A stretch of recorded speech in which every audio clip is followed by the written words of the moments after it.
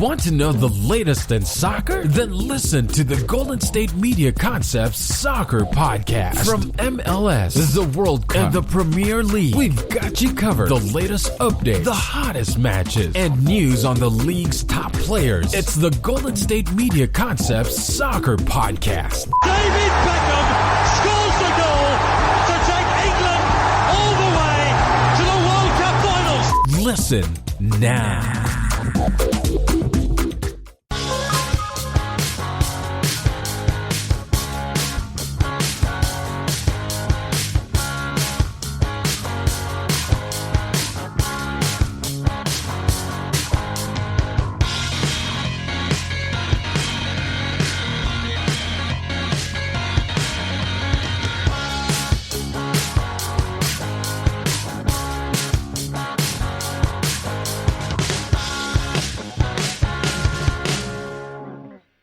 Thank you for tuning into the GSMC Soccer Podcast, brought to you by the GSMC Podcast Network. I'm your host, Steven Melendez, and I'm going to be bringing you the latest and greatest in soccer news from around the world. Welcome back, everyone, to your favorite soccer podcast.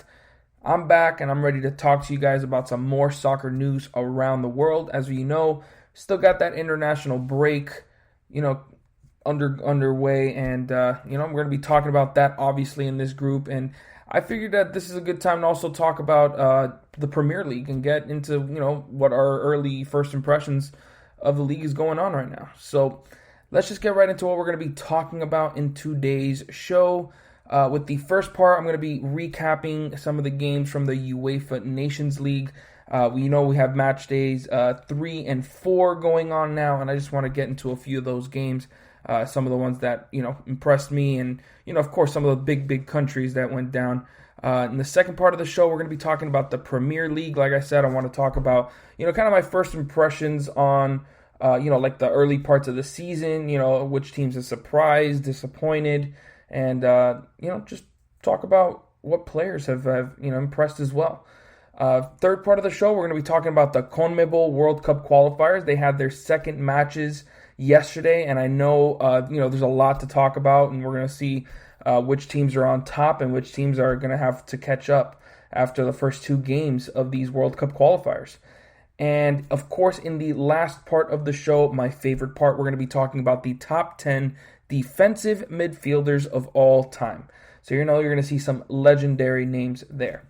So let's get right into it, talking about the UEFA Nations League. We got a lot of good games going on, starting with, we have England versus Belgium, Croatia versus Sweden. We even had France versus Portugal, which I was expecting to be a high-scoring matchup, but it ended up being a slugfest. So let's get right into those matches, starting with England versus Belgium. This was a matchup between the top two teams in their group. Belgium, as we know, is the number one country in the world right now, according to FIFA. And going into this match, you were expecting, at least I was for sure, Belgium to absolutely run away with this game, because England, coming into it, had not looked good. They were, struggling to get anything going, had only one goal, within their first two matches and against the lower competition in the group. And so I definitely was not expecting much from England in this game. And to start the match, it kind of felt the way that I was thinking. Belgium was getting a lot of their runs going and were, looking, as strong as ever. You had Munir taking those runs up the right flank and finding players inside. And they actually had a couple shots on goal and even got a goal. However, it was called off by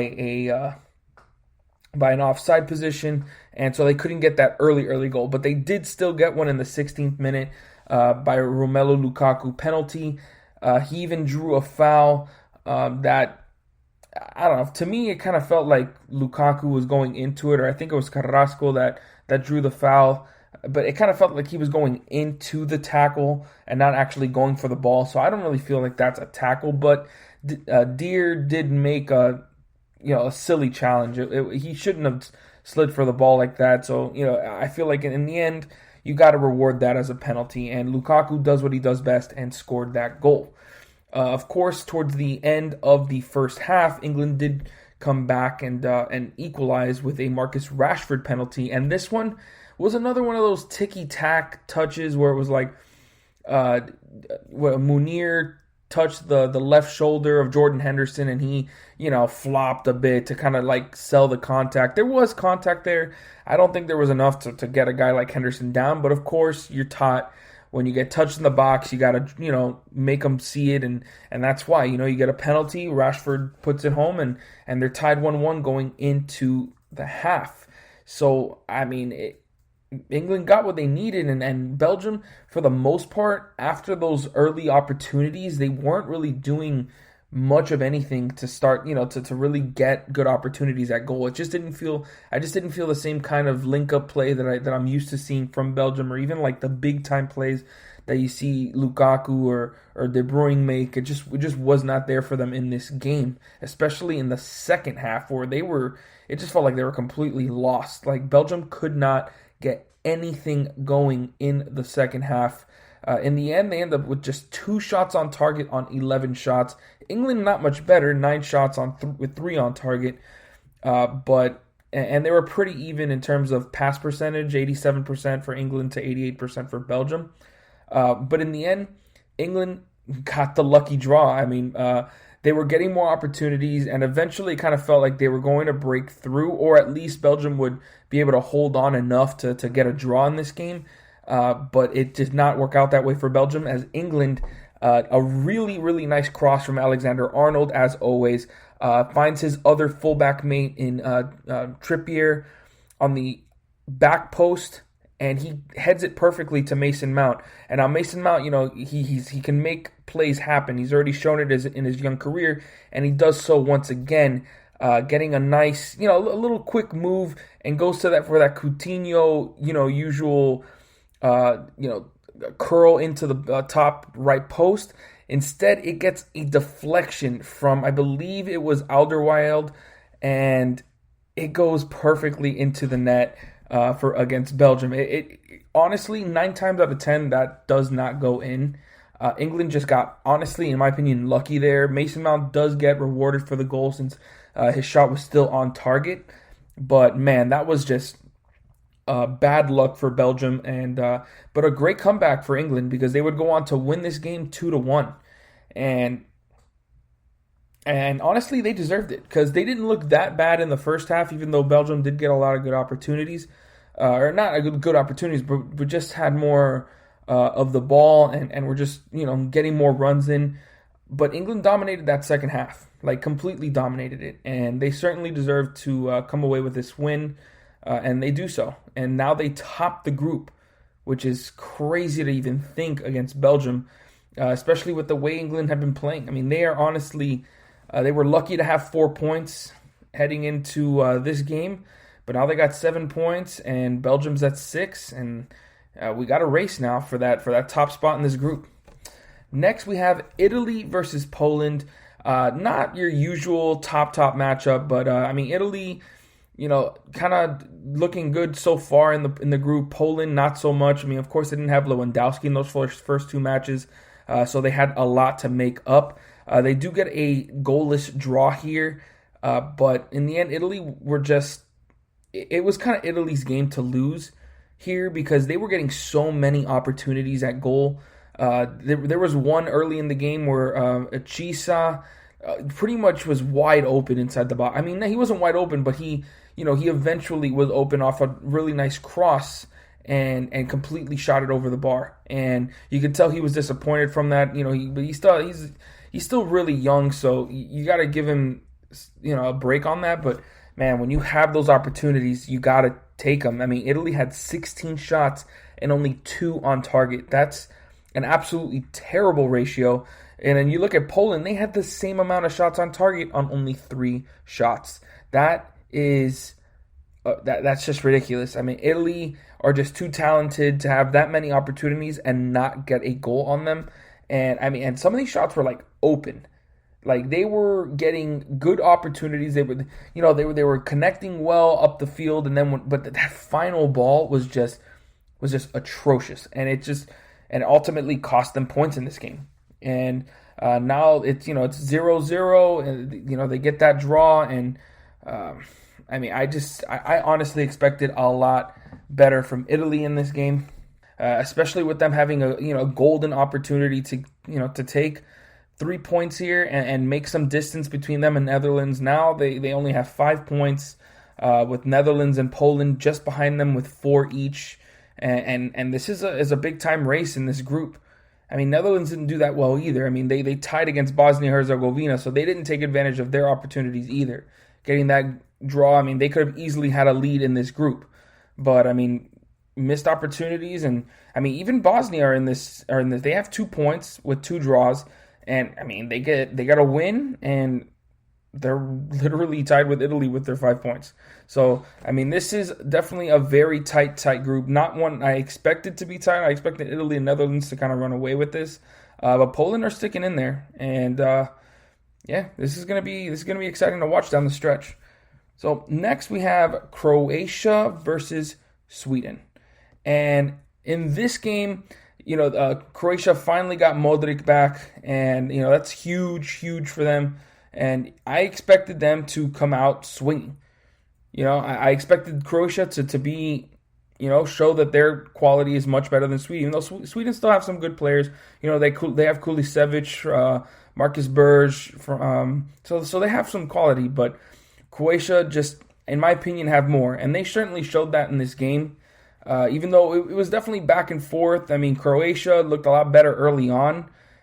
Before Sweden started to get a really good push at the end. Once they got that goal in the 66th minute to equalize, it kind of really felt like Sweden were going to take this game.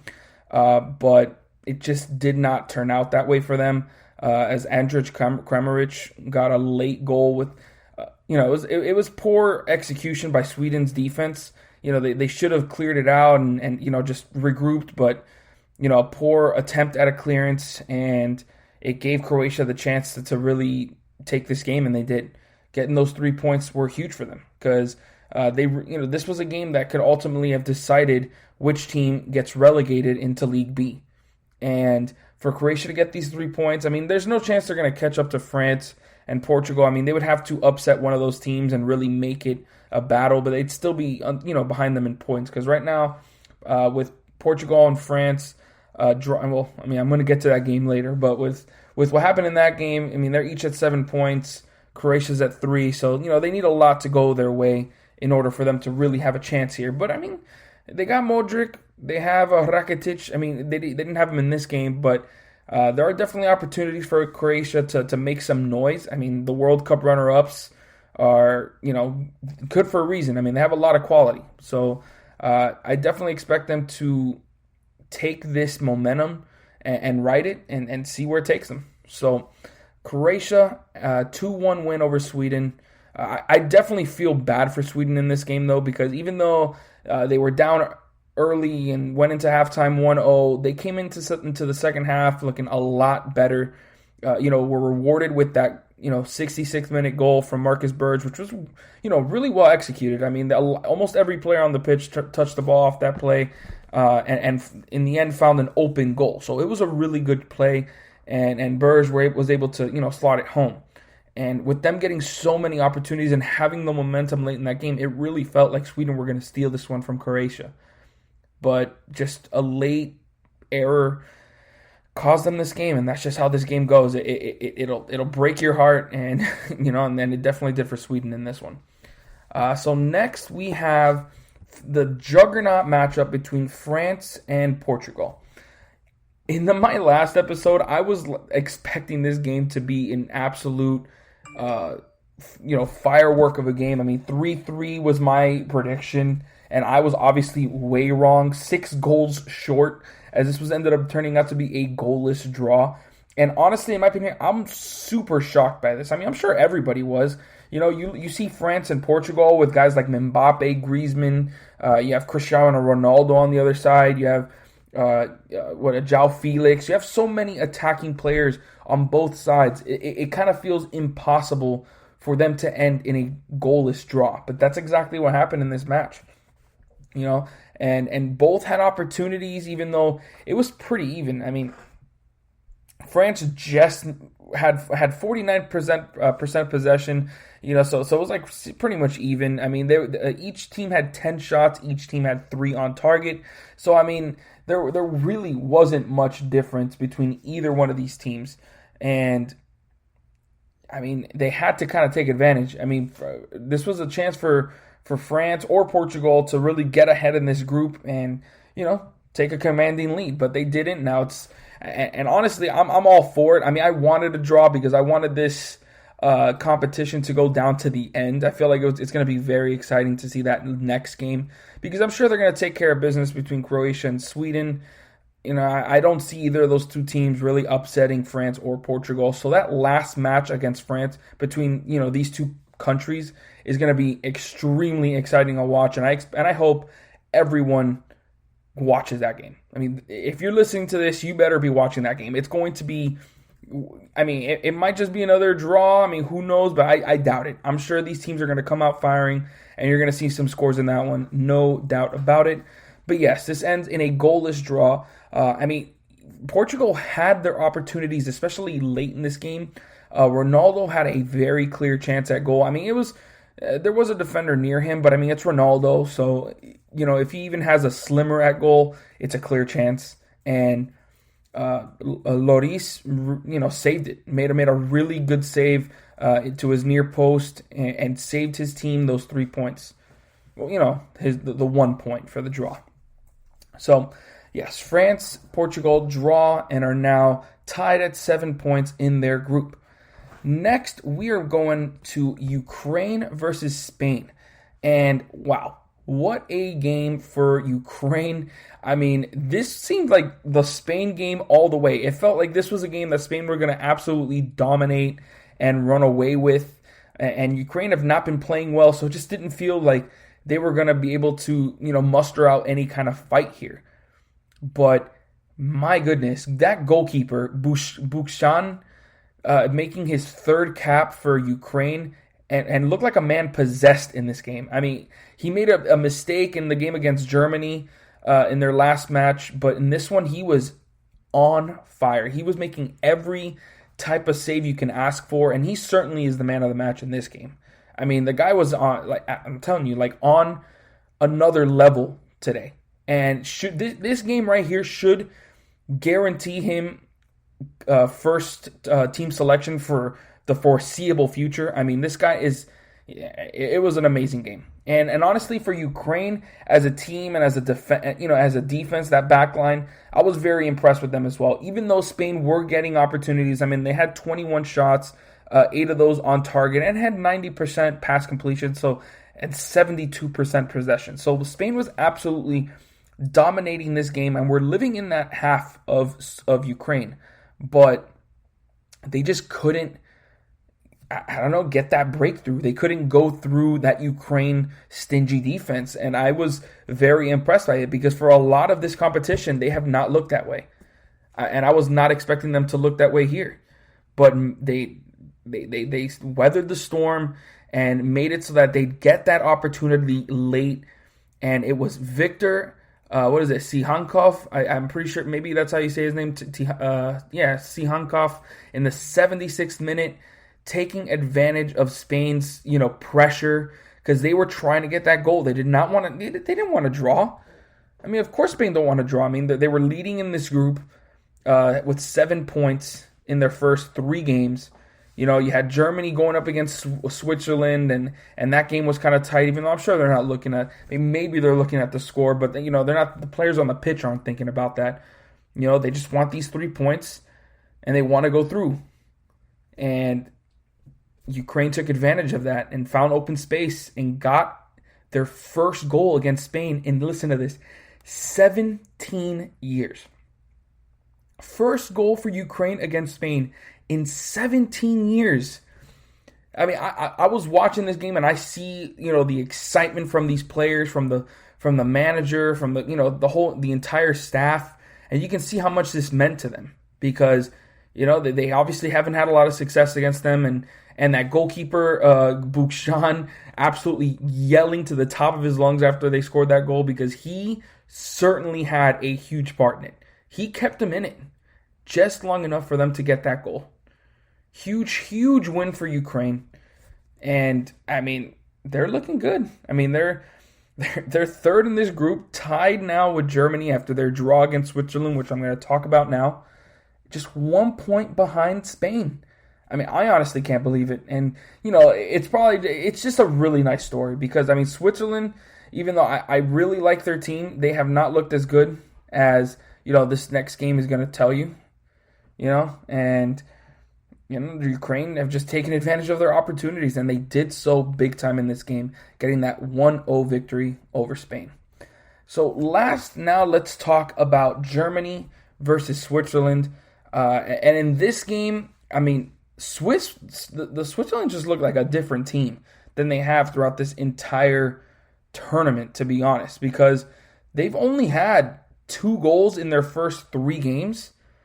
And that, they just have not looked good. But early on, they looked like a different team. And of course, Germany, the same issues keep popping up. Like they can't seem to win or make the big time plays when they're getting pushed and when they're getting pressured.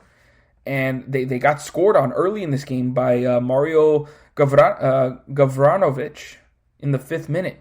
And then a ridiculous chip shot by Remo Freuler in the 26th minute. They were up 2-0. They ended up, Germany did end up getting a goal right back in the 28th minute by Timo Werner. And honestly, this was a game that Jan Sommer is going to want to forget because there was a couple goals here that I felt like he certainly could have saved, but didn't. I mean, I'm if you guys listen to this podcast and I've hyped up a Sommer plenty of times. I feel like he's one of the better goalkeepers in the Bundesliga, and he just did not show up for his Swiss club today because they got him those goals. They got him 3 goals, and he could have easily saved at least 2 of these, if not 1. Like that Kai Havertz goal was nice. They scored first in the second half to tie up the game, but I mean he kind of was leaning more left and should have. I don't know. I mean, I guess, if you're not a goalkeeper, you can't really know for sure. I mean, it was a nice goal regardless. But then, I mean, Switzerland came right back in not even a minute late. I mean, I guess a minute later. It was like 90 seconds later. But Gavranovic got another goal. And this was like a rocket. But that was all due to the sloppiness and unorganization from Germany. Because, it continues to pop up. They have the quality, so they were able to get another goal, a beautiful backheel goal from Serge Gnabry. But to go into this game and get a 3-3 draw against Switzerland, that's just unacceptable. I mean, you need to take care of business. And with Spain losing their game against Ukraine, they couldn't get, at least a point. I mean, they couldn't get their 3 points against Switzerland, the team that's looked the worst in this group, to take over. I mean, I was saying that Spain has a chance to win this group, and I was saying they were either going to win it all or, look really bad, and they've looked solid. Not great, solid. Germany should be top in this group, even though they've looked even worse. They just have so much quality. So that's going to wrap it up for this segment. Make sure you guys stick around because when I come back, I'm going to be talking about the Premier League and just the first impressions of the group, where these teams are heading into the next phase of this, after this international break. Stick around. Are you looking to get your college football fix? Looking to get the latest news on your favorite school's team? The GSMC College Football Podcast is your ticket to all things college football. Join us as we talk college football from the national championship, the college rivalries, the bowl game, to the Heisman Trophy. To which conference is the best? We've got you covered for the Big Ten, SEC, Big 12, the Pac-12, ACC, and everything in between. Download the GSMC College Football Podcast on iTunes, Stitcher, SoundCloud, Google Play, or anywhere you find podcasts. Just type GSMC in the search bar.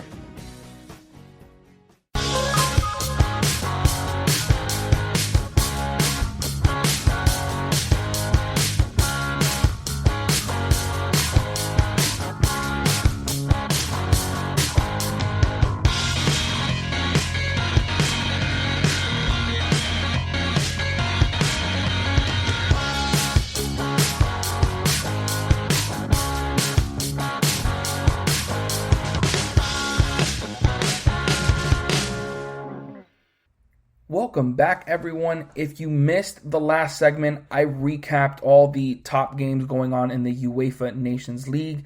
We got the international break, so I am always going to be talking about that. And now we're going to be talking about the Premier League and just my first impressions on what's going on. There's been about 4 games for each team. Some teams have had only 3.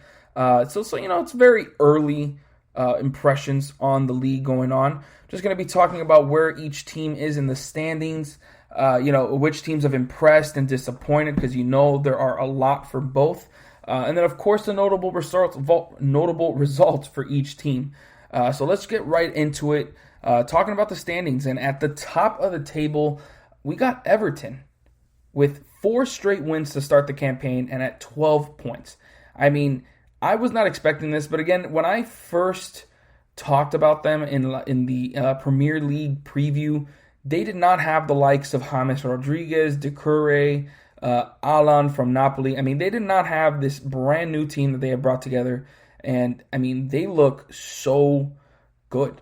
And I mean, I'm super impressed with what they've done. I mean, they got that early 1-0 win versus Tottenham, which, I mean, at the time, I was thinking like, this isn't that good. I mean, Tottenham kind of looked like a mess, and Everton took advantage of it. But, I mean, Everton have done what they needed to do to start this season off on a really good note. It's one of the best season starts for Everton's campaign in a long time. I don't know the stat to that, but I guarantee you it has been a while since they started off their campaign 4-0. And a big reason for that has been the play of their star striker, Calvert-Lewin, Dominic Calvert-Lewin, DCL. I mean, this guy is absolutely killing it. He's leading the league. Well, he's tied for the league with Song with 6 goals, and is just doing everything for his team in terms of just getting these goals. And then, of course, you have James Rodriguez, Richarlison, just setting them up with 2 assists each. Looking really good to start this year for him. And I mean, I have been extremely impressed with Everton, and I have changed my thoughts on them, because if I would have seen this team being put together, I wouldn't have put them, because I still don't think they're going to be like, Premier League champion range, because again, this is early on in the season, 4 wins. Their only big notable win has been against Tottenham, so they still got to go against the Liverpool, Man Cities, Manchester Uniteds, even though they've been a mess. Arsenals, they still got to go up against those top clubs. But early on, Everton have looked as good as anybody could have expected. Next, we have Aston Villa, also undefeated. The only other undefeated, I mean, they have played 1 less game, but they are 3-0 with 9 points. And of course, the most notable win for them has been that 7-2 victory over Liverpool. I mean, it does not get any bigger than that. I mean, they have been huge, and I've been super impressed with what they've shown us this season. I can't say that I saw it coming. I mean, I'm pretty sure nobody saw it coming, but they're getting a lot of contributions from pretty much everybody. You got that new signing, Ollie Watkins, who got a hat trick in his debut. I mean, who does that? I mean, I think he had 2 assists as well. And then you have Jack Grealish, who is their star player and has also been playing well to start the season. He also has 3 goals, and he has 3 assists to go with that. So, I mean, they're getting contributions from the guys you would expect, and they have looked really good to start this year. Of course, they beat Liverpool, so I can't say they haven't been pushed yet. But man, was that unexpected, to say the least. So Aston Villa at number 2, huge start to their season. Next at number 3, and this is the one that I am surprised because of the injuries that they have going on, but I feel like this is the one that can be sustained the most, because when they get their players back, they'll be even better. And that's Leicester City with 9 points. They got 3 wins and a loss. Their most notable victory going up against Man City and winning 5-2. And they have looked so good. I mean, you got James Maddison looking great. You got that new signing, that new fullback, Timothy Castagna. You got Jamie Vardy still looking great, aging like a fine wine. And, I mean, just getting results, man. Just getting results. And they're doing it as a team. That's the part that's really impressing me. And without Ndidi, without Pereira, Fuchs was also out for a little bit, even though he just came back now. They are missing a lot of guys, but they're making it work. And that's the team that I believe can sustain this run and can stay in that top 3. I mean, there's obviously a lot more time to go, so anything can happen, but they are taking these injuries and running away with this league right now. I mean, obviously they're in third place. I'm not saying they're in the lead, but no team ahead of them, no team even around them are dealing with the kind of injuries that they are. So for them to be even in this position is huge. Next, we have Arsenal at number 4. Same record, 3 wins and a loss. Biggest win was against Leicester City. They had that 2-0 win early on in the season. And Arsenal have looked good. I mean, they've looked good in their cup matches, beating Liverpool and just dominating. Now they got that new signing, Thomas Partey, that is certainly going to help with that defense and honestly help out with every part of their game and of their style. And you got Willian, you got Aubameyang, you got Lacazette as that front 3 looking really, really good. You got Gabriel in the back, and I feel like this team has a really good chance of challenging for a Champions League spot. I mean, they got the talent, they got a really good manager in Arteta, and I feel like they're going to really challenge for that Champions League spot, no doubt about it. Next, at number 5, we have Liverpool, the champions, the reigning champions, at 3 wins, 1 loss. And of course, we know that notable loss against Aston Villa, just talked about it, 7-2. A historic loss for Liverpool, and one that they certainly won't forget. And I believe that loss will wake them up and get them to playing their usual style of football, and will have them at number 1 soon enough. But then their big-time win was against Arsenal, 3-1. They looked very good in that one. And I've looked good, honestly, for most of this season, except for that 1 loss. They have not shown up in their cup matches, and I feel like that is kind of an indication of kind of taking the starts of the season a little easy, having a little hangover from their champions title run, So I feel like they're definitely going to be coming out stronger the rest of this season, especially after they were absolutely throttled early on against Aston Villa. That was certainly a wake-up call, no doubt about it. But they got the talent. I mean, they got Salah, they got Mane, even though he is injured, that does need to be said, and is something that, does make a difference for that team. I mean, he is a huge-time player for them. He's probably one of their best offensive player, even though Salah, is obviously nearly just as good. But, Liverpool is going to be fine. Next, we have Tottenham at number 6, which I am extremely surprised with. I mean, they have 2 wins, a draw, and a loss. Their big-time win was against Manchester United, who are falling apart, but they beat them 6-1. And, I mean, they're getting huge contributions from Hwang Sung-min with 6 goals so far this season. And Harry Kane. I mean, the roles are reversed here. Harry Kane's got 6 assists, while Song has 6 goals. Usually you'd see that the opposite way. But, I mean, it shows the versatility of these guys and the versatility of this team, really. So, I am very impressed with what Tottenham have been able to do, even defeating Chelsea in the cup match. And, I mean, great start to the season for them. I mean, they could be better. I mean, they obviously got that loss to Everton early on in the year, but Everton looked great, unbeatable, really. And, it's going to be interesting to see what they have to do for the rest of this, what they can do for the rest of this season. Next, at number 7, we have Chelsea, who have the same record, 2-1-1 with 7 points. And for them, it's been kind of a disappointment, to be honest. They got some bad, opportunity. They got a 3-3 draw against West Brom, one of the worst and one of the lower quality sides in this group, in this entire league. And you would expect Chelsea to take advantage of those opportunities, but those new signings haven't really gotten off to hot starts. Kai Havertz hasn't looked like his wonder boy self. Timo Werner hasn't really, gotten goals on a regular basis. I mean, he got like his first goal for Chelsea in a cup match, so it wasn't really anything of, big importance. But Thiago Silva actually had a terrible mistake in that West Brom match that cost them a goal. and probably cost them the 3 points.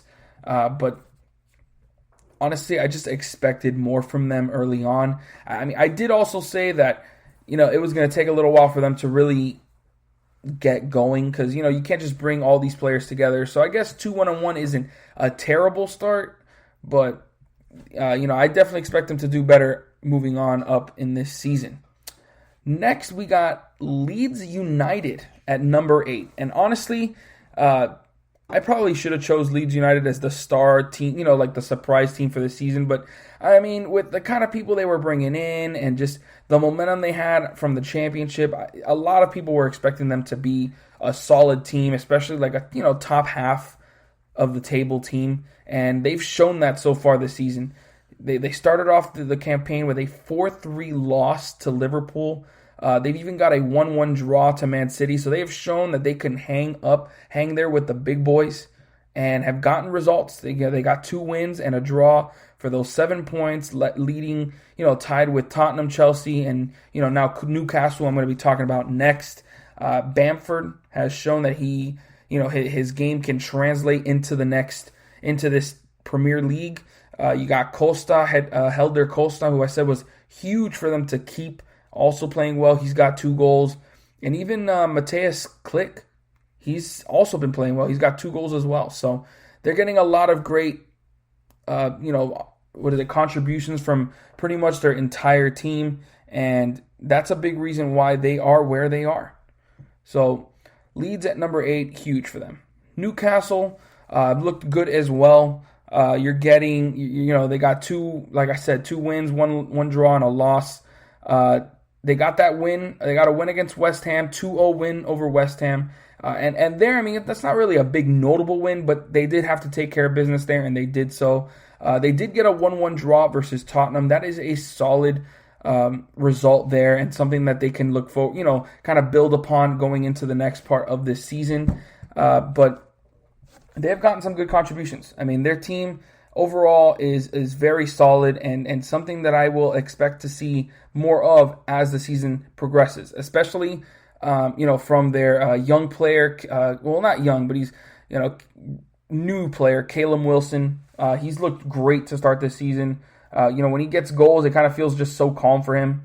And I feel like he's going to be a big-time player for them moving on through the rest of the season. Next, you got West Ham at number 10 with 2 wins, 2 losses with 6 points. They did get a big-time win against Leicester, 3-0 win. That is their lone loss of the season for Leicester City. And yes, they were missing a lot of players, but West Ham can't do anything about that. They got to just take care of business, and they did that. They've gotten some good contributions from Jared Bowen with 3 goals, and Michael Antonio, and they've looked very solid overall throughout this season. And I feel like they're probably going to hang around here, mid-table team. They'll have some good wins. Like they also had a 4-0 win against the Wolves, who have looked like a mess this year as well. At least to start the season. And yeah, that puts them here at 6 points. Next, we have Crystal Palace. Crystal Palace started off the season pretty well. They got a 3-1 win over Manchester United recently, but they did lose 4-0 to Chelsea in their last game. And that was obviously not a good result there for them. But I mean, it is Chelsea, and for them, it's kind of like hot and cold. Like you never know which team you're going to get, at least early on in this season. So right now, it's looked fine for them.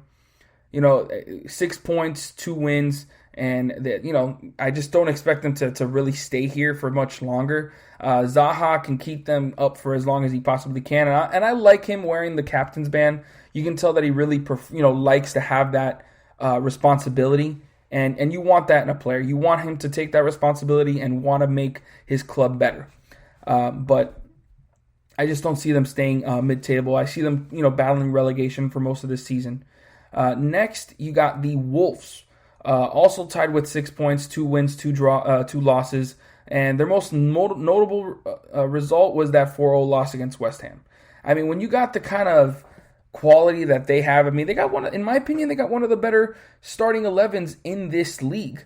I mean, when you got Adama Traore, you got Ruben Neves, Raul Jimenez. I mean, you got to take care of business when you're taking on these lower clubs, and they just have not done that so far, and that has cost them position in this group early on in the season.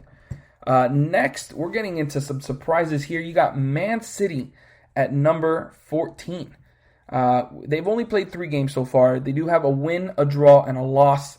Obviously, the most notable result here was that 5-2 loss to Leicester City, and a depleted Leicester City at that. I've already talked about that early on.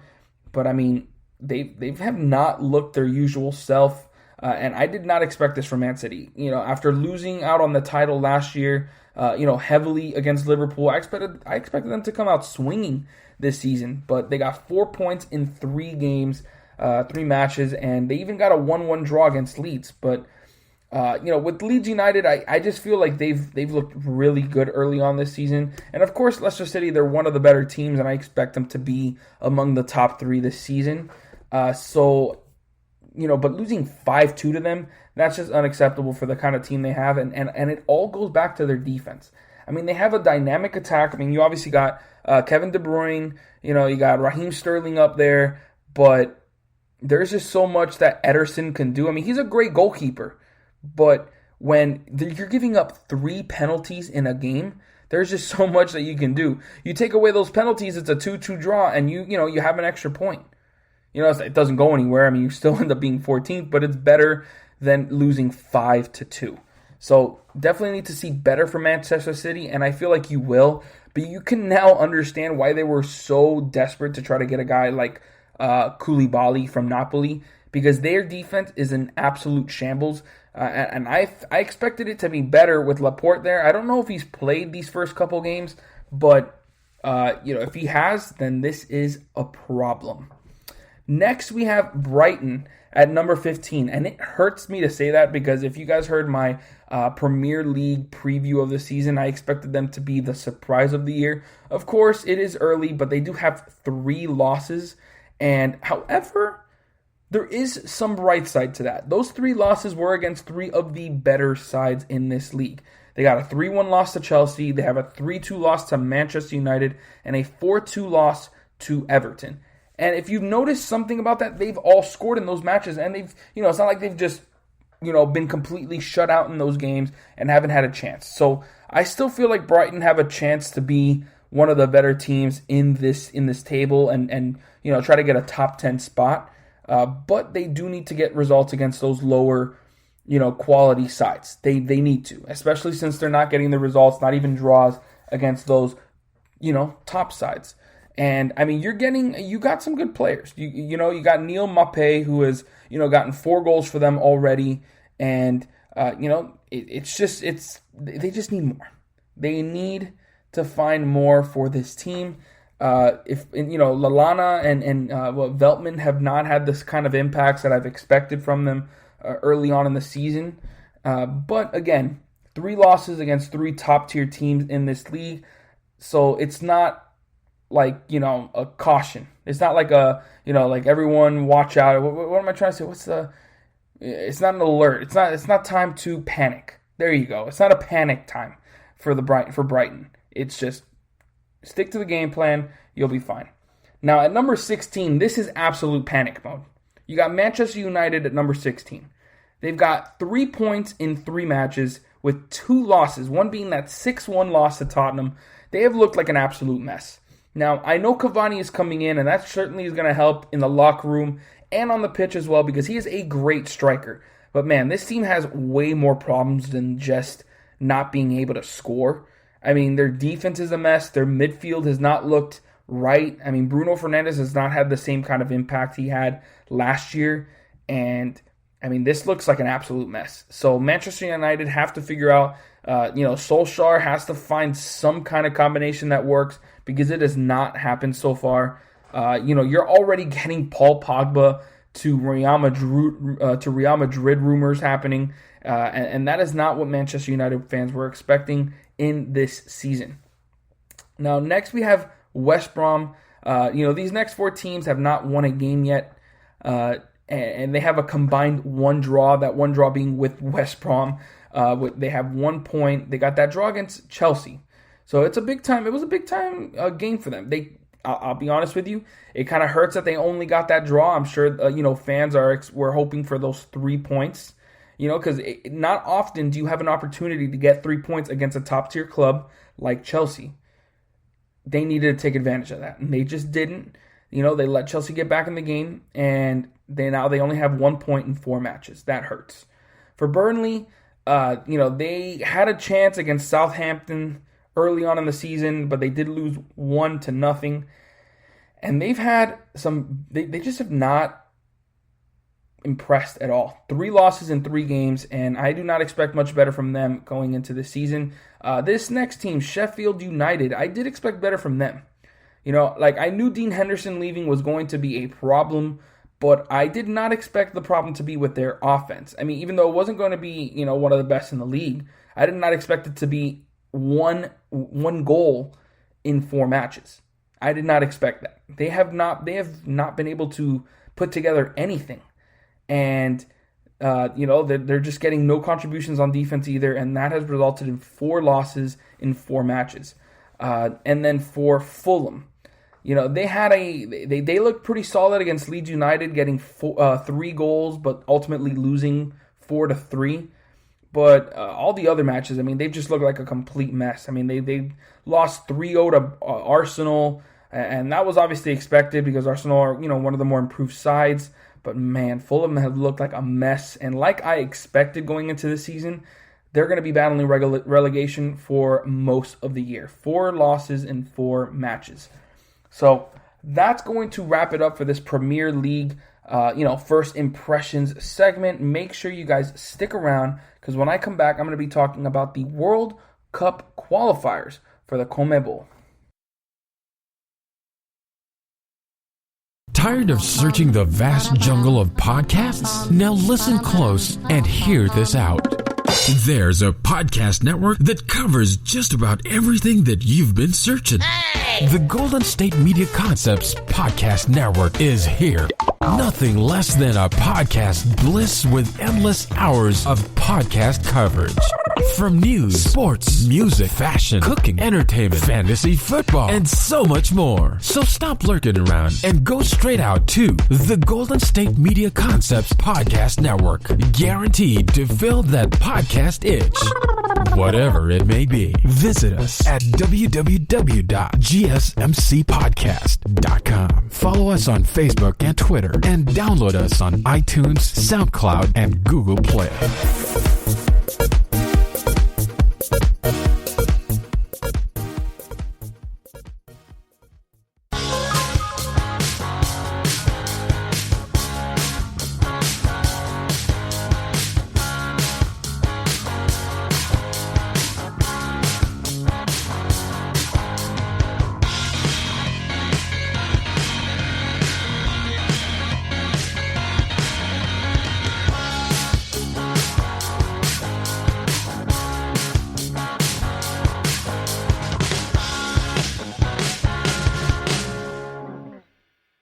Welcome back, everyone. If you missed the last segment, I talked about the Premier League, just my first impressions on, the few games that have gone on in that league, and just gave my thoughts about it. So if you guys want to check that out, please do so.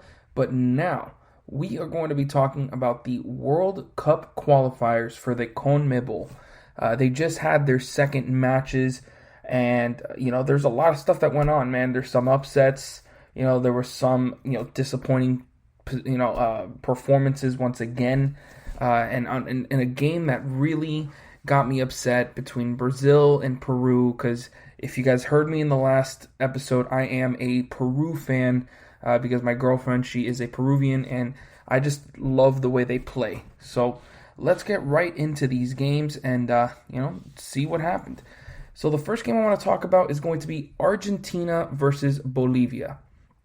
And when you think of those two countries, you're thinking, Argentina is going to, just blow through this and get their easy 3 points. And I would think so too. Honestly, not the way they've been playing lately. However, with the quality they have, you 100% believe that they can make it through this game, no problem. But Bolivia actually played better than Argentina in this game, believe it or not. Even though Argentina did come away with a 2-1 win and got their 3 points, they did what they needed to do, but that is the same thing that they did in their last game. They did what they needed to do. They did just enough to get by. And they're lucky that they took on two of the worst teams, because that's, this is not going to go this way against the other top clubs. It's just not. Because I believe they either took on Ecuador or Venezuela. I do not remember. But it's just, they didn't play that well. I mean, Bolivia had more possession. They had the same amount of shots on target with 6 less shots. It was an absolute mess for Argentina. And Lionel Messi didn't impose his will on this game. I mean, they got a honestly a lucky goal in the beginning, towards the end of the first half by Lautaro Martinez to be able to deflect the ball, or it was a poor clearance attempt by Bolivia, but at the same time it was he just happened to be at the right place at the right time. He put a foot out there and deflected it into the goal. So I don't know. I am not convinced whatsoever by this Argentina squad. I mean, to just inch by Bolivia, and they 100%, I feel like they deserved at least a draw in this game, because they got a really good goal from Marcelo Martins. I mean, and it was a really well executed goal. And for them to not get it, I mean, the goal at the end by Joaquin Correa was really nice. I mean, Lautaro Martinez setting him up beautifully from a pass from Lionel Messi. And he got the top right corner. It was a really nice goal. So, but I mean, just the way Bolivia were playing, I mean, you knew it was going to be hard for them to get a draw, because the quality for Argentina is much, much better. But man, I mean, I really do believe they deserve the draw in this game. But Argentina just did enough. They just did enough, and that is not going to cut it when they take on the Uruguays, they're not going to have a chance against Brazil. And, I mean, it's just they need to do better. Even Chile and Colombia would give Argentina a lot of trouble. So, Argentina squeak by with a win and get their 3 points. Next, we have Ecuador versus Uruguay. And, I mean, this was a huge upset for Ecuador as they defeated Uruguay 4-2. They were up 4-0 at one point in this game. And I mean, I don't know. I don't follow Uruguay all the time. I'm not an Uruguay expert or anything, but have they ever looked this bad? I mean, they did not have any sort of control of this game. Even though the possession was pretty even, I feel like Ecuador was just getting so much space in the Uruguay, final third. Maybe because Uruguay feels like they need to press up and pressure Ecuador, but it wasn't working. Ecuador were literally getting whatever they wanted. Almost all the goals that they got, it just felt like it was bound to happen. And I have never felt that way about Ecuador. The only guy I know on their team, I mean, mainly because I covered the La Liga a bit, is Estupiñán, the fullback, because he plays for Villarreal, but that's it. Everyone else is a mystery to me. Michael Estrada got a brace, a goal right before half, and that's another thing. It's the missed opportunities for Uruguay. I mean, they only had 6 shots and 2 on target. Those 2 were the penalties that Luis Suarez got at the end of this game to try to make it a game. And another thing, what is with those 10 extra minutes? I saw the highlights. I didn't see the actual full game, so I don't know if there were a lot of fouls at the end of this game or a lot of flops, whatever. So, if you guys want to let me know in the comments about what you saw, if you saw this Ecuador-Uruguay game, why they gave them 10 extra minutes, because I think that's ridiculous. I have never seen that before. Even when there's a bunch of flops and, guys are on the floor for a long time, they'll give them 6, 7, maybe even 8 minutes. But 10 minutes, it kind of just feels like they were trying to give Uruguay a chance to get back into this game. And I feel like that's ridiculous. Ecuador absolutely 100% deserved to get these 3 points. And, I mean, it was a huge 3 points. After losing their first match, the first game, to get these 3 points was huge for their, quest to getting into the World Cup. And they looked dominant. I mean, really dominant. I was not expecting that at all. Like, at all. But, yeah, man, Ecuador gets those 3 points, win 4-2. I mean, Luis Suarez got 2 penalties at the end of the game, and they weren't, like, surprise. They were for sure penalties. Like, Ecuador just weren't making the right decisions. There was one where Ecuador defender or midfielder, like, slid into Uruguay in the box and, like, cleats out. I mean, I'm surprised he didn't get a red card on that, because you cannot do that. You can't put cleats out and slide in on someone. That's just not acceptable. And Luis Suarez took care of business. So, but still, even with that, Ecuador just easily cruised through this game 4-2, and Uruguay need to shape up that defense, because that was atrocious. Like, I have never seen a big time country like that have that open of a defense. Even Argentina weren't that bad. Like, and I was just reaming Argentina about how bad they were in that game. Uruguay were terrible in this one, and we're lucky to get those 2 at the end, because it should have been like 4-0. That's the way this game was going. So Ecuador gets those 3 points, a huge 3 points for them. Next, we have a game between Paraguay and Venezuela. And in this one, it was pretty back and forth. I mean, Paraguay had more possession, but Venezuela were getting opportunities as well, and we're finding some space in the final third. There were some times where there were some chances where it felt like there was going to be a goal, and it went into the back of the net, but then for some reason or another, the referees kept on pulling them back. There was like 2 goals, like one for Ecuador, one for Venezuela, one for Paraguay, that should have been called a goal, but I mean, there were specific reasons that they had to call them back, whether it was offsides, a foul, they called them back. But man, at the end of this game, it was hectic. I've never seen such a hectic end to this game, to a game. Well, I mean, I've seen a lot of games, and there've been some hectic endings, but this one is about as up there as any of them. Venezuela had a clear chance at goal and missed it. They missed it. Paraguay come back and score a goal of their own in the 85th minute. I'm talking about it was a really nice goal, and right after Venezuela had their chance and should have been up 1-0. And technically this game should have probably been tied at the end, because Venezuela drew a penalty, and it was a clear penalty. It should have been called. I mean, I thought it was for sure a penalty, but then backup goalkeeper Anthony Silva. I mean, this man clearly deserves the man of the match for this game. Comes up huge with a penalty save in extra time to keep Paraguay with 3 points in this match.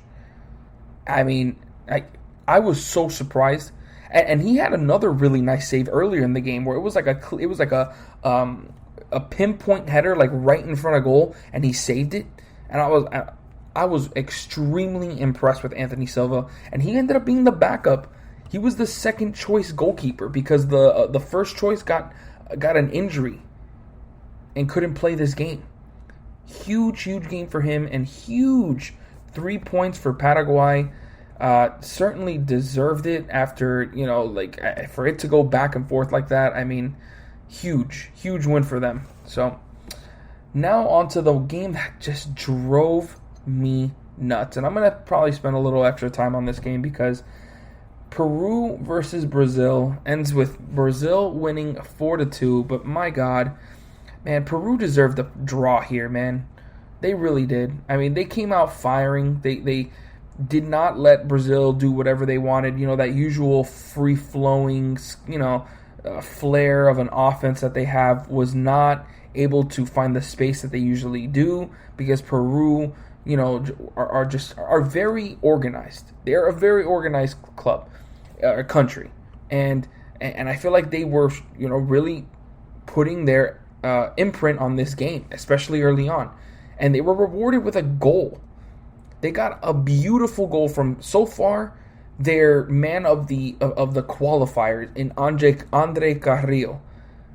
Beautiful shot from outside the box. He absolutely just belted it into the goal, and he deserved it. They deserved that. But then, I mean, a couple poor fouls inside the box, gives Neymar 2 penalties in this game, which pretty much kind of spells this game, because at the end of it, it was like there were some terrible calls. I mean, I feel like one of them probably shouldn't have been a penalty, but I mean, it's Neymar. I mean, he goes down so easy. I mean, but I'm a PSG fan, so it's kind of like, but when he's on Brazil, I don't really care. I mean, obviously, I don't want him to get hurt. I never want anybody to get hurt, but I'm not really like rooting for Neymar and Brazil, especially when they're going up against Peru. Like, and then even when Peru went up 2-1 after halftime, Brazil came right back and scored a pretty nice goal from Richarlison. It was a really well headed like assist from Firmino, who set that goal up, and Richarlison put it into the back of the net. But man, dude, for Brazil then to get a second penalty and Neymar putting it home, and just how calm he is when he's putting those penalties in. I mean, he looked really good in this game, as he has, at all times for Brazil.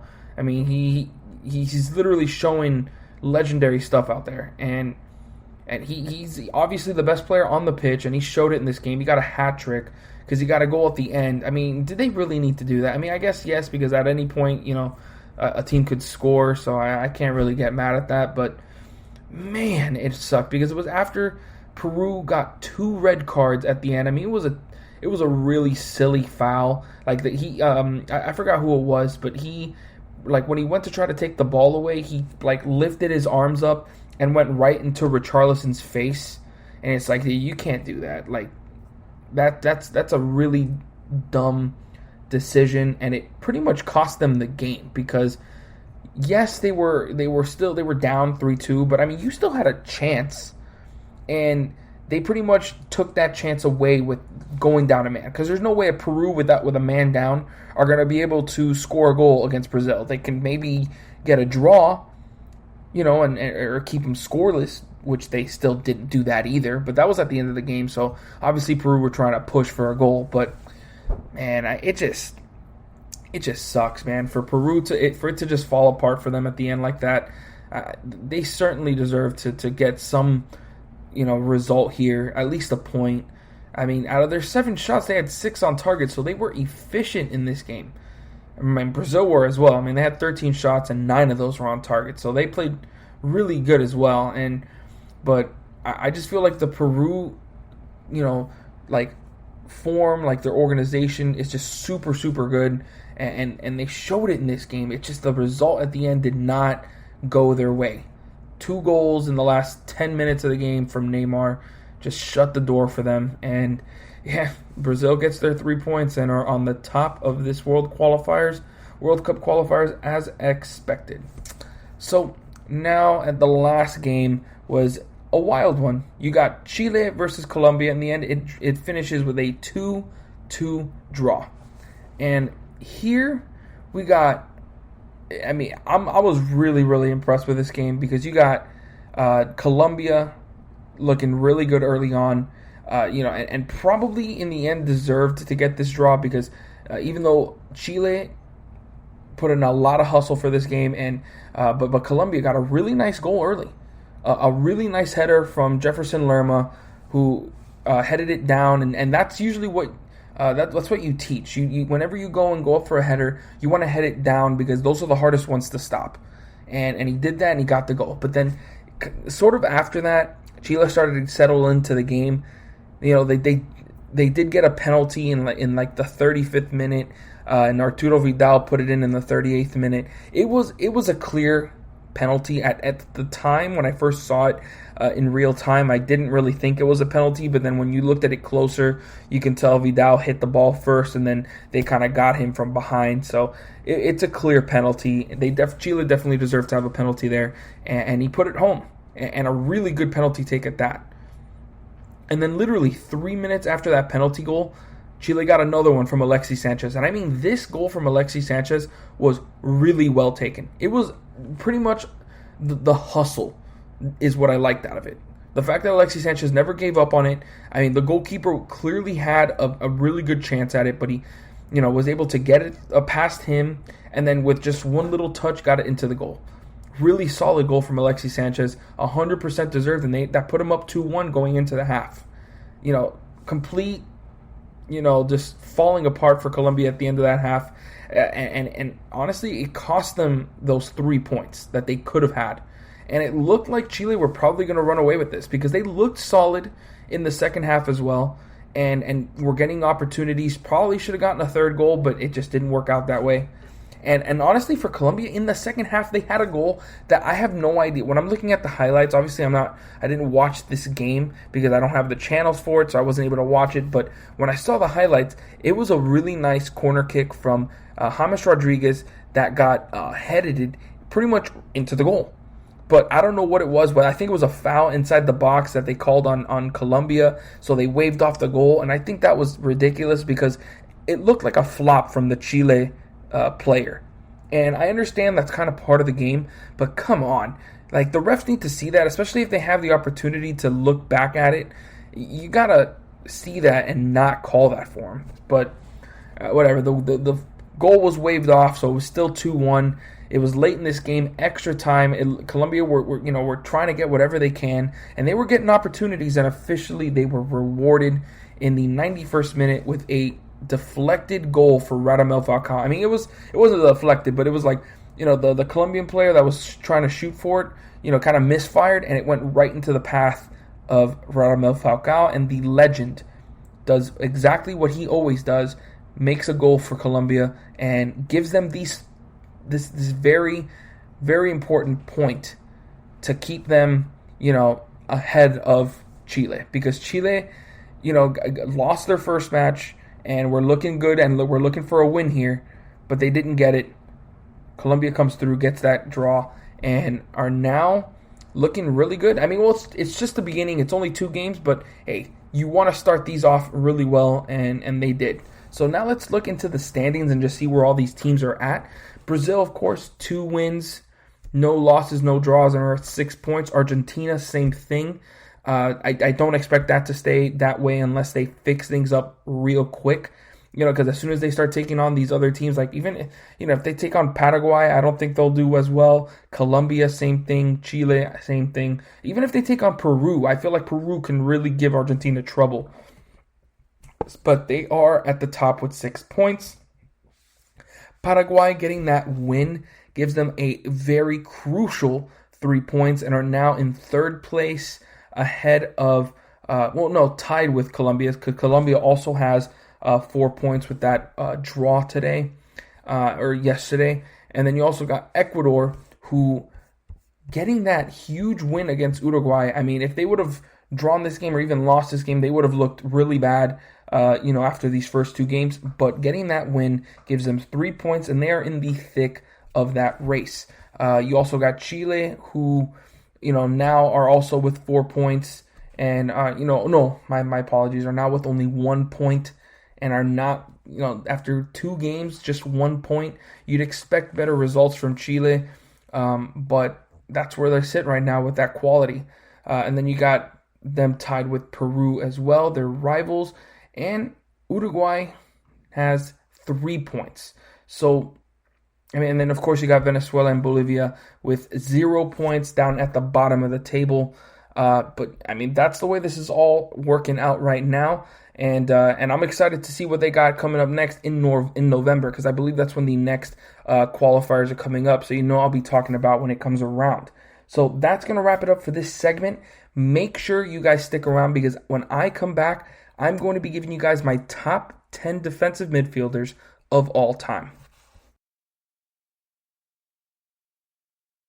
This is your ultimate stop for everything sports. The Golden State Media Concepts Sports Podcast. Should I say more? From the NFL, MLB, the NBA to MMA, it's all in here. The Golden State Media Concepts Sports Podcast. Listen now.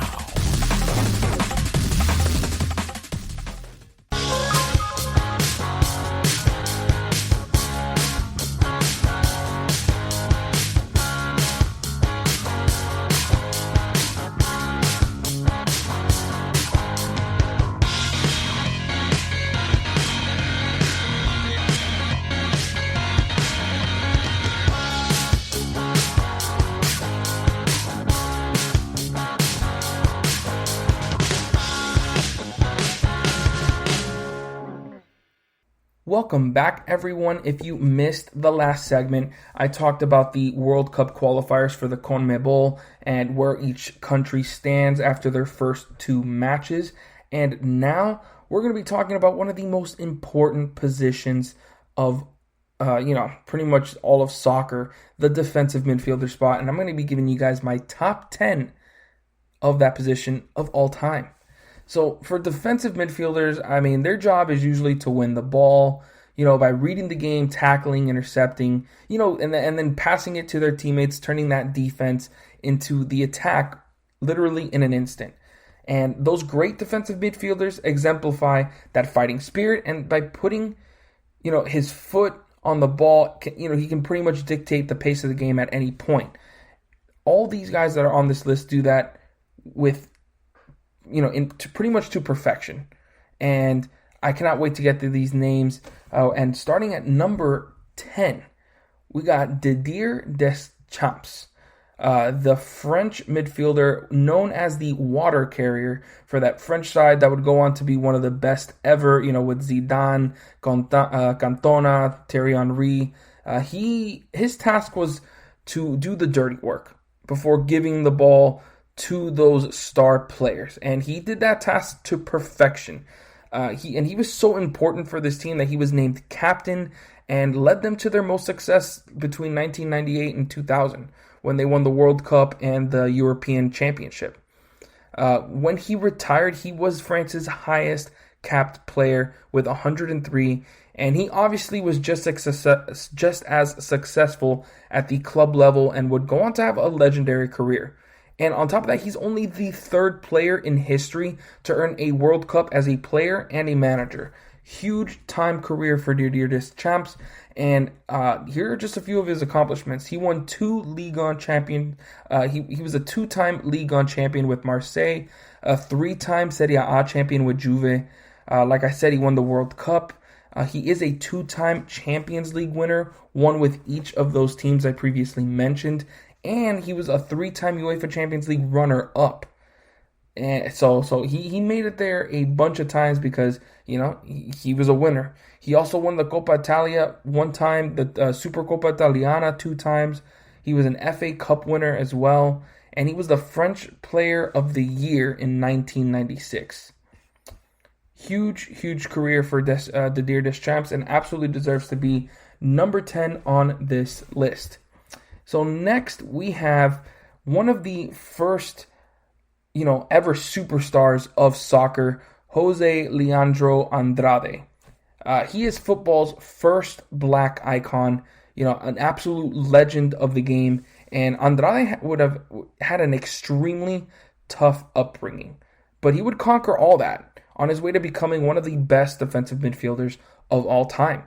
Andrade was also credited for being a super intelligent and honest player. He never celebrated goals, and obviously you guys, I've said this plenty of times. I have not watched a lot of soccer. I've been a fan for just a few years, probably a decade now, and so obviously I don't know anything about Jose Andrade, just what I've read off of, and he was a big time winner. He was dynamic.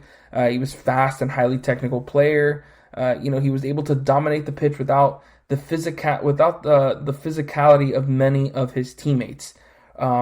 He is a 3-time Primera Division Uruguay champion, 1 with Nacional, 2 with Peñarol. He is a 2-time Olympic gold medalist, 1 in 1994 and another in 1928. He won the FIFA World Cup in 1930. He won the South American Championship 3 times. He was on the FIFA World Cup All-Star team when they won the World Cup, and he was the South American Championship best player. So, when Andrade did great things for Brazil and is an icon of the game. If you don't have him in your top 10, it's just, I just had to. Even though I don't know much about him, there's not much footage on him. When you think about, what he meant to the game, what he did for the game, he absolutely deserves to be in the top 10 and, is number 9 on this list. Number 8, we have another Brazilian in Carlos Dunga. Carlos Dunga is another Brazilian who did more for his country than he did in the club level. He had a tenacious and physical style of play. Not usually what you see from a Brazilian, because, they're all about that flair. But it is exactly what they needed to get their World Cup win in 1994, as he captained them to that win. He made a name for himself as a tough tackler, but that was far from his only ability. I mean, his touch with the outside of his foot became the stuff of legends and was pretty much all I saw on his highlight film. I mean, just the way he would hit it with the outside of his foot would literally drive fear into any goalkeeper. His career was, like I said, far more successful with Brazil, as he won 91 caps for them. His accomplishments go from he won the Rio Grande do Sul State League champion 3 times. That is the best league in the Brazilian state of Rio Grande do Sul. He also won the Rio de Janeiro State League championship as well. He's also a J-League champion, that is the league in Japan. And he, of course, won the World Cup in 1994, like I said already, the Confederations Cup in 97, and the Copa America twice. And he also made the FIFA World Cup All-Star team twice as well. So, huge time accomplishments for Carlos Dunga, and absolutely deserves to be on this list. Number 7, we have Marco Tardelli, the Italian midfielder and one of the greatest ever midfielders for Italy. He was a cornerstone of Juventus' successful side in the late 80s in the late 70s and early 80s, my apologies. And he was an extremely versatile player, as he was able to play a number of different positions on the pitch. He was mainly known for being a ball winner, and at times where Italy was known more for its defensive prowess, he brought more of a technical ability and an elegant style of play into the mix as well. It was just great with the ball, and he had a lot of speed and stamina to stick with pretty much anyone, and was the main reason he could be used anywhere on the pitch. And he did a lot of winning throughout his career. I mean, he was a 5-time Serie A champion with Juve. He won the World Cup in 1982 with Italy. He was a 2-time Coppa Italia winner. I mean, won the UEFA Champions League once, the UEFA Europa League once, and of course the UEFA Cup Winners' Cup once as well. I don't know why it's called that way. I know that's an old competition that they used to have and they got rid of, but I'm in the UEFA Cup Winners' Cup. I mean, okay. But yes, so Marco Tardelli, did a lot of winning wherever he went, and, pretty on the international level and the club level. I mean, to be able to do that and be a big part of it, you're one of the best. And that is exactly where Marco Tardelli comes in at number 7. Next, we have one of the one guy that I've actually heard, not the one guy, but the first guy when I was looking through defensive midfielders. I've heard of this guy's name because he is honestly the benchmark for the defensive midfielder spot. Claude Makelele, the French midfielder. I mean, and in no way was Makelele a gifted athlete. He didn't have the speed. He wasn't, super athletic, but he made up for that with his hard work and intelligence. I mean, he was rarely out of position, had incredible ball-winning skills to go along with his ability to break down plays, mark opponents, and time his challenges. I mean, the amount of times in those, videos that I would watch that he would be able to slide and get an attacker who seems to be, getting his way with Makelele, just to be able to stop the run of play and pretty much take over on the defensive end. He was literally excellent at dictating the tempo of the game and would use his body to perfection. Literally, whenever it looked like there was a player that was going to take the ball away from him, he would be able to use his body to get them away from the ball. And he was an excellent passer as well. He made that defensive midfielder position his and was perfect at it. He wasn't one that would go up and make plays in the attack. I mean, that wasn't really his game. He was more of someone that, that stayed back and did all those things that a defensive midfielder usually does, which is obviously play amazing defense, find his players up the pitch and be able to hold onto the ball with great ball skills.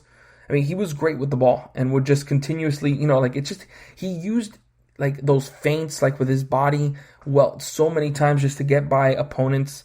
And he did a lot of winning. And honestly, he's one of the most underappreciated players during his time at Real Madrid. And it's probably one of the biggest mistakes for them to let him go. He won the La Liga title twice, was a Premier League champion twice as well, won the UEFA Champions League once, the Supercopa de España once, he won the FA Cup and FA Community Shield once, was a Coupe de France winner as well. He did not win a World Cup, but was the runner-up in 2006 when they lost to Italy. And then he made it to the FIFPro World 11 in 2005 as well. So Claude Makélélé, huge time player throughout his years and is one of the greats. And that is why he comes in at number 6. So now we're getting into the top 5. So now we're getting, all the legends of this list. I mean, all these guys are legends, but we're getting the best of the best, of course. And at number 5, this is another guy that I heard of whenever I was getting into soccer with these guys that I would talk soccer with would tell me this is one of the names that would always pop up, and that is Patrick Vieira, another French midfielder. I mean, Vieira was a force in the midfield for France and any club he played for. Of course, we know Arsenal and Juve. His aggressiveness and tenacious style of play to go along with his incredible physical, athletic, and technical abilities made him one of the greatest midfielders of all time, literally, and one of the most complete midfielders. I mean, what made him such a great defender was his intelligence and his ability to read his opponents. And what made him one of the more complete players in the world was his great ball skills and his vision as well. I mean, he would constantly make runs up the pitch and would link up with his attacking teammates. And that's what made him so good. I mean, Makélélé did not have that in his game. Patrick Vieira was just as good of a defender, but also was amazing on the offensive end as well. And when I saw his highlights, I mean, he was making guys look like fools and was running up the pitch and had great pace. But then he also had, was really physical. So, he never let up. And he did a lot of winning. He won 3 Premier League titles, 4 Serie A championships, although one was revoked due to Juventus's match-fixing scandal. I don't know anything about that, but yeah, it looks like technically 3 Serie A titles. He won the World Cup in 1998, the European Championship in 2000 with Brazil. With France. Sorry. He won the FIFA Confederations Cup in 2001, the FA Cup 4 times, the FA Community Shield 3 times, the Supercopa Italiana 2 times. He was the player of the season in the Premier League in 2000-2001, made the FIFA World Cup All-Star team in 2006, and was the French Player of the Year in 2001. I mean, just ridiculous amounts of accomplishments, and that's why he's one of the best, man. That's why he's number 5 on this list. And now, number 4, we have Genaro Gatuso, a very versatile player throughout his career. And though he mainly played, that central and defensive midfielder role, Gattuso would also play, as a fullback, winger, and even a center back. And when he began his career, Gattuso was not known for his technical ability, although obviously he would learn that eventually and be very good at that as well. But what he lacked in skill, he made up for with being physically strong, consistent, aggressive, and a hard tackling player with a ridiculously high work rate. He was rarely asked to move up the pitch and would give it to his extremely skilled teammates like legend Andrea Pirlo. His awareness and quick reactions would allow his teammates to play much more freely up the pitch for both club and country. And just was honestly a linchpin in all those great teams. And he did winning pretty much on all levels. He won 2 Serie A titles, 2 UEFA Champions Leagues, all with AC Milan. He won the FIFA World Cup in 2006, won a Coppa Italia, 2 Supercoppa Italianas, and made the FIFA World Cup All-Star team. So, I mean, a huge, huge career for Gattuso, and absolutely deserves to be at number 4. Maybe you can switch him with Patrick Vieira, so he's 5 and then Vieira's 4. It was very tough for me to really place these two on this list, but after that, I am super clear on the top 3. So let's get right into that with number 3 being Roy Keane. Roy Keane was the key to the most successful period in Manchester United's history. And honestly, before I did research on him and really knew about, the only thing I knew about Roy Keane is that he was an animal. He was a tough MFer and just did what he needed to do, whenever it mattered. He's mainly remembered for that short temper, and that obviously that physical play style. But that shouldn't take away from how technically gifted he was. It should go a long way that legendary coach Sir Alex Ferguson acknowledged that Keane is the greatest player he has ever coached. He would win practically everything with Manchester United and eventually moved on to his home country where he did some more winning, of course. He also won 66 Republic of Ireland caps, so that's a huge thing as well. In the end, his accomplishments are like this. 7 Premier League titles. 7! That's insane. 1 UEFA Champions League winner, 4-time FA Cup winner, 4-time FA Community Shield winner, and then of course he won the Scottish Premier League once and the Scottish League Cup once. So just a huge time career for Roy Keane, the animal, the dog that is Roy Keane at number 3, absolutely deserved. Next, we got, I don't know how, I don't think I'm going to be saying this name right, but I'm going to try my best. Frank Rijkaard of the Netherlands. Now, Rijkaard, along with Ruud Gullit and Marco van Basten, put Netherlands soccer back on the map and became a dominant force in the world of soccer. He had an extremely successful career littered with trophies, which I will be talking about very soon. And while he became famous for his success with AC Milan, because obviously they are a very popular club and always, in the eyes of the public, he was even better in Ajax. He was an extremely intelligent player, but also brought a physical and technically gifted approach to the game as well, which made him one of the more complete players in the game. He was great at starting the attack as a deep line playmaker. Once he won back those possessions, could score goals at a high rate, and he was surprisingly elegant for his size. So if you look at his accomplishments, it goes like this. He won 5 Eredivisie championships. If you guys don't know what that is Dutch titles with Ajax. He won 3 UEFA Champions Leagues. 3 UEFA Champions League. That's huge. 2 Serie A titles. Jesus. 2 Supercoppa Italianas. He won the KNVB Cup. That's the Dutch Cup 3 times. The Super Cup 2 times. He won the Euros with Netherlands once. And he got the Dutch Golden Shoe, which is the Dutch Footballer of the Year, 2 times. He also won Ballon d'Or. He didn't win the Ballon d'Or, but he got 3rd place in the Ballon d'Or twice in a row in 1988 and 1989, and he won Serie A Footballer of the Year in 1992. So, hell of a career for Frank Rijkaard, and definitely goes down as one of the greats in the game of football. So next, and certainly not least, we have Lothar Matthäus, one of the best midfielders of all time and the most complete player on this list. I should probably not have to say anything else after this, but Diego Maradona said this of Matthäus. He is the best rival I've ever had. I guess that's enough to define him. 100% that's enough to define him. For Diego Maradona, one of the greatest of all time, to say that he is the best rival he has ever had, that says something.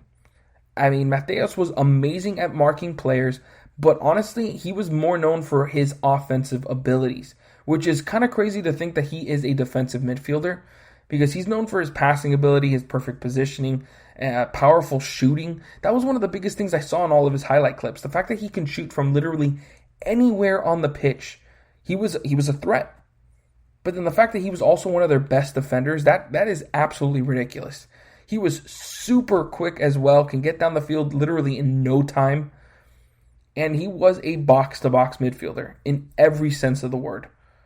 But later in his career, obviously when he got older, he became more of a defender because that was his initial best skill. So, Lothar Matthäus, for Germany, even though I did not see him play at all, from what I saw on the highlights and everything, this guy was a monster. The kind of midfielder any team would want. And, just look at these accomplishments. He won 7 Bundesliga titles. He won the World Cup in 1990. He won the Ballon d'Or in 1990 as well. The only player on this list to win a Ballon d'Or. He won the Euros in 1980. He won the DFB Pokal Cup 3 times. He won the Europa League twice. That's probably the one thing about his resume that isn't big. That he didn't win the Champions League at all with Bayern. But 2 Europa League titles, that's pretty good. One with Inter, one with Bayern. He won a Serie A title. He won a Supercoppa Italiana. He made it to the World Cup All-Star team once. He was a 2-time Germany Footballer of the Year.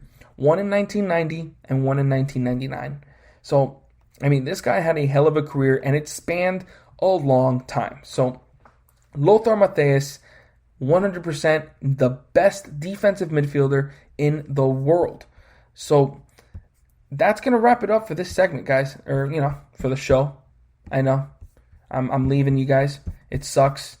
But, yeah, that's going to be it for today's show. So, thank you for listening to the GSMC Soccer Podcast, brought to you by the GSMC Podcast Network. I would like to ask that you please remember to subscribe to this show and write a nice review. That really helps us. Also, if you can please follow us on Facebook, Twitter, and Instagram, I would really appreciate it. And thank you, and have a great night. You've been listening to the Golden State Media Concepts Soccer Podcast, part of the Golden State Media Concepts Podcast Network. You can find this show and others like it at www.gsmcpodcast.com. Download our podcast on iTunes, Stitcher, SoundCloud, and Google Play. Just type in GSMC to find all the shows from the Golden State Media Concepts Podcast Network. From movies to music, from sports to entertainment, and even weird news. You can also follow us on Twitter and on Facebook. Thank you, and we hope you have enjoyed today's program.